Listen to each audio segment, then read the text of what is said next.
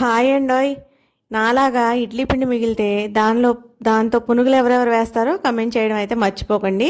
నేనైతే ఈరోజు ఇడ్లీ పిండి కొద్దిగా ఉంటే అది ఇద్దరికే సరిపోతుంది. సరే అని చెప్పి దాంతో పునుగులు అయితే వేసేసా. కొద్దిగా పెరుగు వేసి, కొద్దిగా బియ్యం పిండి, ఉల్లిపాయ ముక్కలు, కొద్దిగా సోడా ఉప్పు, కొద్దిగా సాల్ట్ వేసేసి ఇలా పునుగులు అయితే వేసేసుకున్నానండి. ఆ పిండి మరి ఇద్దరికి సరిపోయేలా ఉంది. అదైతే ఎవరికి పెట్టనని చెప్పి ఇట్లా కలిపేసి పునుగులు అయితే వేసేసాను. మరీ పలుచగా అయితే కలపలేదండి, కొద్దిగా గట్టిగానే కలుపుకున్నాను.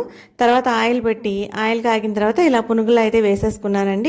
ఒకటి విడదీసి చూశాను, గుల్లగానే ఉన్నాయని చెప్పి ఇంకా అలా వేసేసాను. చూడడానికైతే నున్నగా రౌండ్గా రాలేదు, కానీ తినడానికైతే టేస్ట్ బాగున్నాయండి. మా వారు కారం తినరు, ఆయనకి ఫస్ట్ వేసి పెట్టేసి తర్వాత మా అమ్మాయి నేను పచ్చిమిరపకాయ ముక్కలు వేసుకుని అయితే వేసుకున్నాము. అసలు పునుగులు భలే ఉన్నాయండి.